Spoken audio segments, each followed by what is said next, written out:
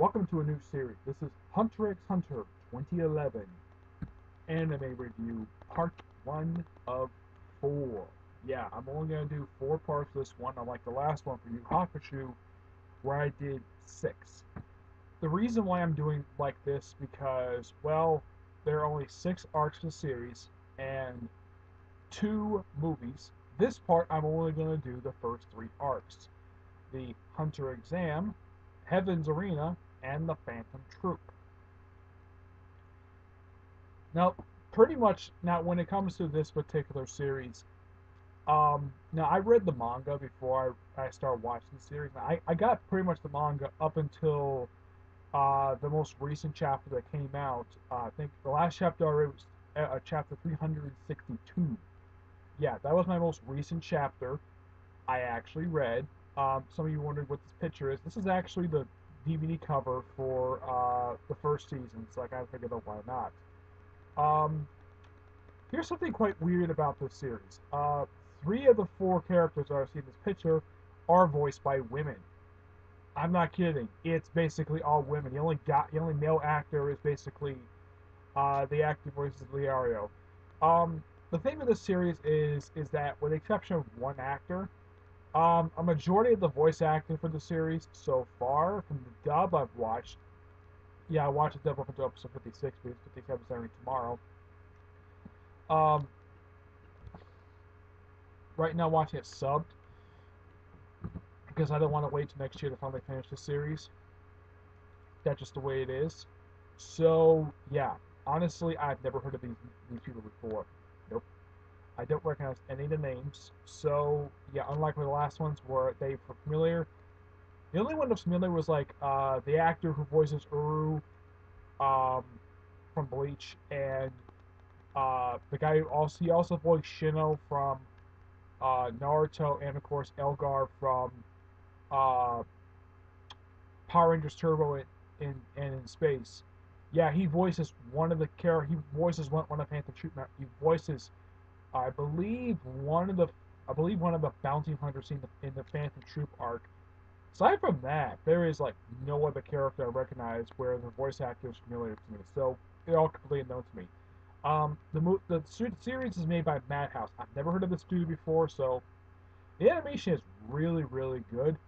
Um, from briefly what I've seen from the 1990 series, yeah, it's a lot better. I've heard 1990 series is crap, but I hadn't watched it. The only reason I watched this one first before I watched the 1990 series because I've heard the series this version of Hunter x Hunter is a lot better. Now, Hunter x Hunter was created by the same person who created Yu Hakusho, the manga version. Yoshito Togashi. Togashi, I think it's how you pronounce the guy's name. Yeah. The guy who was also married to the creator of Sailor Moon. Yeah, he created this one. From what I know about the manga, it started about 3 years. Uh, no, actually, it was 2 years after he wrapped up Yu Hakusho that he decided to start up this one. And some of the characters that were seen in this particular show, and of course in the manga, were bases for characters in Naruto, like for example Kula, Kurapika, the blonde hair guy. Yeah, he was used as basis for Sasuke. Um, there's one character appears in the rear. I'll get to the next part. I'll get to who she was based upon soon. There's one character named Hitsugaya who basically appears in pretty much all the arcs so far. Though he does play a big role in the current arc I'm probably watching right now, but he played a role in the first 3 arcs. Yeah, and the first 3 arcs are the Hunter Exam, Heaven's Arena, and the Phantom Troupe. Now, one thing interesting though about the first arc is that while you watch it, it sets up the next 3 arcs. Like it sets up the Phantom Troop arc pretty much with the pilot episode, which that comes 2 arcs later on. The Heaven's Arena arc that's actually set up at the end of this, along with the Green Island arc. Yeah, so you gotta at least praise both the manga and the anime for doing that, for setting up future arcs. Good job. Basically with the exam arc, um, which is kind of serve as the basis for the tuning exams in Naruto. It's one of the very few anime I've watched um, where it does have Um,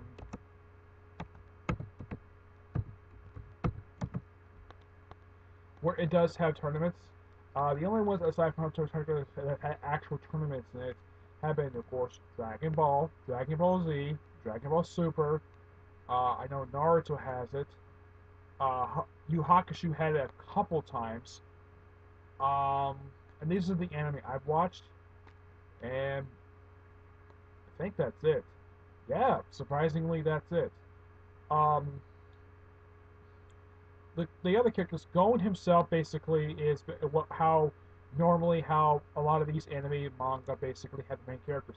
A lot of the time they're complete buffoon, and everybody loves them. Some of the idiot. There's also Kula. I think it's the pronounced name. He's the silver hair guy. He's an assassin who, and this is revealed both in the manga and the anime, he actually stabbed his mother and one of his brothers. Not kidding. That's what he did because he wanted to run away, and the reason why he actually doesn't show up until about I think about 3 episodes in. Yeah, it's kind of the same thing in the manga as well. It takes him a while to show up. Leorio basically shows up. Him and Karapika, along with Gon, show up in the pilot episode, and Aunt Mito, who actually is seen a little bit more in the anime than she was seen in the manga. I think the manga she was seen like in the first chapter, and that was it. In the anime, she's seen several times, like not only the pilot episode, but also episode 13, 26, and I think it was like overall like 4 episodes in season one. And I think she's seen like in one episode in the Heaven's Arena arc, and I think that's it. Yeah, surprisingly, that's it. And she's a redhead, and it's also revealed that she's actually, this is actually they actually kept in the manga, that she's actually Gon's father's cousin. Okay.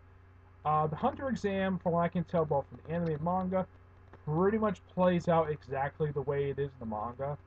The only change they made to it, as far as I can tell, was basically the food phase, where there's actually another challenge. And they actually do another challenge before the the pretty examiner basically fails all the examinees. Yeah, and in the anime, they just do one challenge and he fails them all because they couldn't get the pork right. Excuse me. Yeah, that's really it. But as far as I can tell, the anime and manga pretty much proceed exactly the way it is. The Heaven's Arena arc, from what I can tell, does proceed exactly like the manga. There's like no change at all from manga to manga to anime. In the Phantom Troupe arc, I think there's a couple minor changes. Like in the anime, basically how Karapika gets the chains, he actually makes them. In the manga, he actually steals them from one of the Phantom Troupe members. I don't really know why they changed that for, but they did. Um, the Panther Troupe arc is probably one of the manga and the anime's high points. It's a very good arc. It basically gives Karapika a lot to do, and Leorio, who actually was absent from the previous arc of the anime and the manga, he actually is seen during the Phantom Troupe arc, which in the anime it's like 20 episodes, which is the third longest running arc of the entire anime. The longest running arc is the Chimera Ant, which I'm getting into that soon. I'm almost done with the Greed arc, anyways. Um, yeah. Uh, one really high point of the anime so far from the first 3 sagas is the voice acting. The performances are so well good, and the writing for every single episode is very well done. Um, yeah. Now, when the anime first starts and the manga, basically Gon is 12 years old. I think by the time of the Green Island arc, it's actually like 1 year has passed by, and he actually is 13. Though I think in the manga, I think he's like close to 14 right now. Yeah, that's something they've never actually explained in the anime or manga exactly when his birthday is.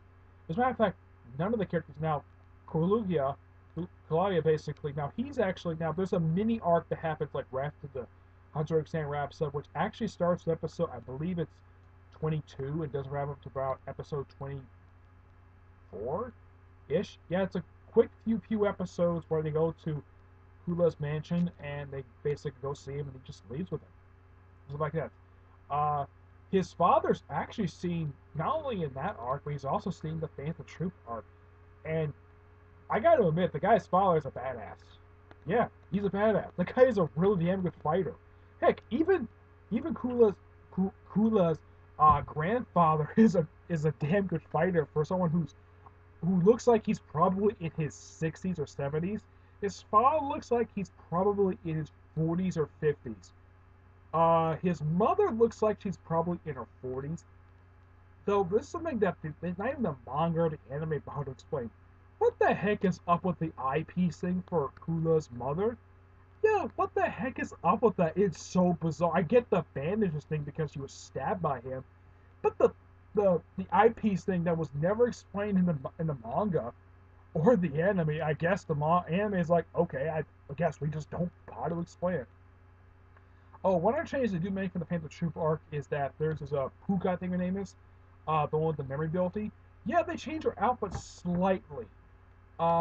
In the manga, her basically it's all one coat. Basically, it's not separated by a skirt. I get the reason why they changed it in the anime to look like she's wearing a coat and a skirt, because it looked kind of awkward. And also Hisoka, uh, yeah, it's the same exact outfit but it changes colors, like in the first arc. And by the way, the continuity is really good in this thing. And uh, during I think it's like the third phase, I believe is he gets cut, and his outfit stays exactly the same for the rest of the arc. Oh yeah, and this is something he does twice. He does this both in the I'll mention this more in the read on when I get to part two.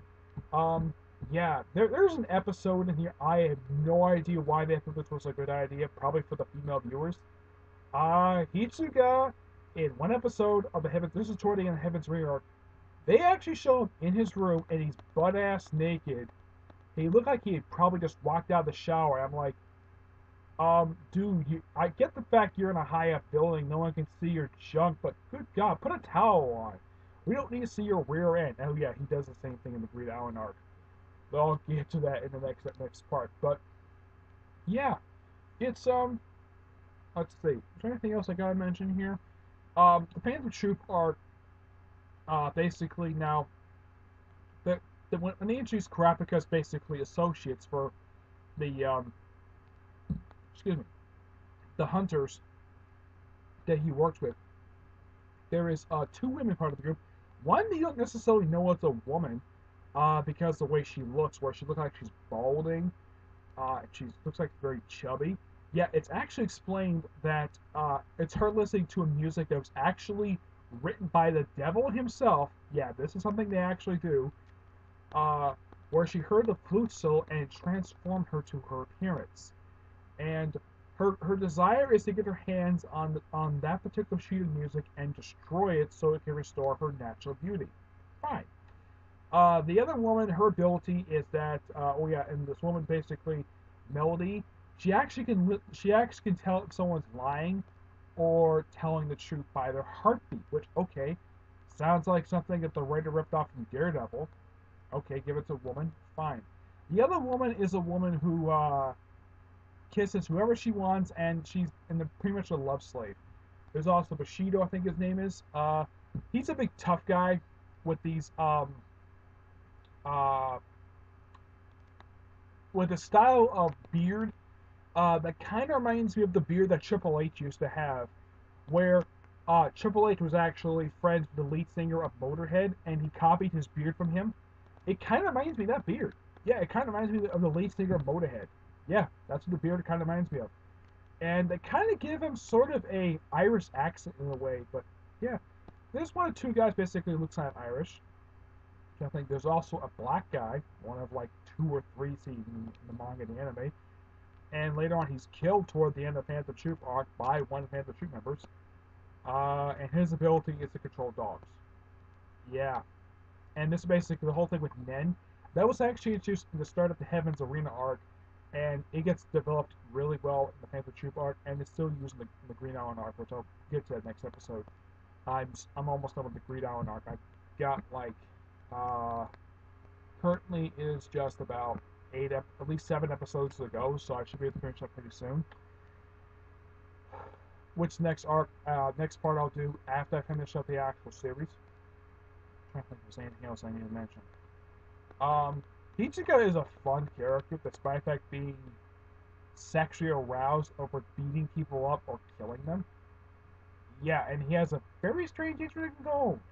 Not sexually, no. From what I can tell by Hitsuka, he's straight. Oh, I'll get to the Phantom Troupe members in a minute what their abilities are. I'm trying to think if there's anybody else. Oh yeah, and the black guy, yeah, he's actually dating one of the Neon. That's actually her name, Neon. This blue-haired daughter of a Dawn, dating one of her handmaidens. Fine. Oh, and the whole entire Phantom Troupe arc takes place in a place called York, New City. Which I'm like, is this New York City? It kind of looks like it, except there's no Empire State Building, no Statue of Liberty. I mean, when I saw the map of Hunter x Hunter, it kind of reminds me of the real world, where the continents are shifted very weirdly, and the way where the continent where York New City is, it kind of reminds me of basically Canada in a way. Basically, it's like the writer took the map of the world and just shifted the continents for no explained reason. As for why the continent's like this, I have no idea. It's never explained. Maybe he might explore that in the future. I don't know. I've heard they're going to the Dark Continent, which could be just frickin' Africa. I mean, it looks like Africa. Yeah. Oh, and the place where Gon is from is called Whale Island, which I'm glad the fact in the anime they actually have him and Kula go back to the island and basically hang out in Gon's home, which is something they never actually did in the manga. Not that I can think of. No, I don't think they. I don't remember any of them going to Whale Island. And the only reason why his Aunt Mito knows who Kula is because, well, Gon is writing her. Okay, fine. Writing letters. That's perfectly fine. Um, oh yeah, and he gets a cell phone in the Phantom Troupe arc. It's a Beetle phone. I'm not kidding. Leo gets pretty much the same phone, and everybody else who's got phones is pretty much they have smartphones. No joke, they all have smartphones. Almost every single character except for Gon and Leorio have got frickin' smartphones. That's what it looks like frickin' droids. I am not kidding about that. Phantom Troupe members. Uh, their leader basically his ability is to steal other people's abilities. Uh, Puka basically her ability is that she reads people's memories, and she has a gun that basically lets people to see what she sees. Okay. There's one guy whose ability he's basically a samurai with swords. There's a big guy who's Spider-Man 11. Yeah, they explain there's like 13 members. Excuse me. And he's actually the only person of the entire Phantom Troupe group he's one of two who actually have killed. Yeah, surprisingly, he's one of two who's actually killed. The other, of course, is Puka. There's actually two other women part of the group, one of whom her ability is to summon a vacuum cleaner. No joke about this. And it has teeth and it's alive and it sucks up everything it comes across. There's another guy who's a puppet master, which kind of reminds me of a little bit of uh, Conqueror from Naruto, except instead of using actual puppets, the guy uses needles and uses a phone to control people. Okay. The other one, when I saw her and her abilities, I'm like, okay, her appearance looks almost if you change her hair, her outfit's pretty much almost very similar to that of Yuri of the Demon Hair from the Inuyasha manga in the anime. I'm like, Yuri of the Demon Hair? What the heck are you doing here? And her ability is to basically use Nana Spring thread, not hair, thread. I mean, her ability is very similar to that of Yuri of the Demon Hair. Yeah, let's think. Was there anything else for the adventure members? One basically has the ability to shoot machine guns and bullets out of himself. Basically, he's partially a robot. Let me think. Is there anybody else? Oh, Puga basically toward the end of the arc, she gets her hand broken, and also Kula breaks one of her molars, which I'm like, okay. And also, if you see her appearance, she has this weird looking nose. No joke. Yeah. Oh, and the girl who basically has a vacuum cleaner. She kind of reminds me a little bit of Velma, and her glasses are they're huge. I mean, they look like one of those toy giant glasses thing, and basically they look like they need pushed up, but she doesn't push up at all throughout the entire time she's seen. I don't think there was anybody else of the Phantom Troupe I forgot. As far as I can tell, no. The boss pretty much basically happens to him. As far as I can tell, exactly the same like in the anime manga. Yeah, there's no really change what happens to him. But yeah, it's all three. The first three arcs of this anime are really good. Um, they do a really good job of sticking really close to the manga. Um, there's a couple major changes here and there, but nothing really story breaking. I gotta praise the animators for sticking much more close to the anime. I don't know how it is with Nighttime anime, but I can tell that the thing is quite different. And also quite weird about the leader. When you see in his base, he just wearing his coat and he just looks like he doesn't wear a shirt underneath. But when he leaves, he puts on a shirt for some reason. I have no idea why. And Puka, in flashback, she's shown wearing a shirt, like a button-up shirt. And then when you see her present day, she just looks like she just wears a coat basically over her top, or over her top, just covering her breast. That's it. Uh, there's no explanation of why she stopped wearing the shirt. Just that, hey, I'll just have a hot woman in the anime and manga. Um, yeah, but I'm trying to think though. I don't think there's anything else. The Hunter exam is just really interesting. Basically, listening to these people exchange dialogue is so interesting to listen to. It's just that well, there's nothing really. It's been funny stuff here and there. Leorio basically starts as a guy who he's money hungry, and then later on he's like, oh yeah, I want to be a doctor. Yeah, but I'm trying to think, was there anything really else? Trying to think though. Hmm. Kurapika is a fun character. I mean, there's a lot of basis for him. A lot of people can probably see that he's probably the basis for Sasuke. As for the other two, I have no idea.